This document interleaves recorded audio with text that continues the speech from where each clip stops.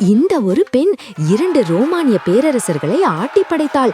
இவளாலதான் மாபெரும் ரோமானிய சாம்ராஜ்யமே ஆடிப்போனது. அது வேற யாரு?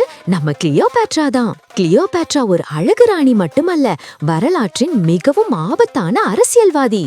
எகிப்தின் செல்வத்தையும் சுதந்திரத்தையும் காக்க அவள் தேர்ந்தெடுத்த ஆயுதம் ரோமானியர்களுடனான உறவுகள். முதலில் ஜூலியஸ் சீசர். அவர் வெறும் காதலன் இல்லை. எகிப்துக்கு உதவி தேவைப்பட்ட போது தன் உயிரை பணயம் வைத்து சீசருடன் ஒரு பிசினஸ் டீல் செய்தாள்.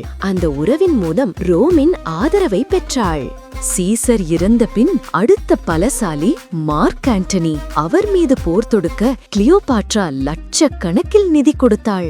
அதுவும் அன்பால் இல்லை, தன் நாடான எகிப்தை ரோமின் பிடியிலிருந்து நிரந்தரமாக காப்பாற்ற.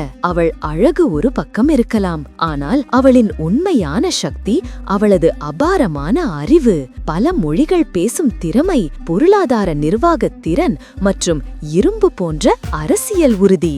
இவள் இல்லை என்றால் ரோமின் வரலாறு வேறு மாதிரி இருந்திருக்கும். ஒரு பெண் ஒரு நாட்டை காக்க உலக பேரரசையே எதிர்க்க முடியுமா? நீங்கள் என்ன நினைக்கிறீர்கள்? கமெண்ட்ல சொல்லுங்க.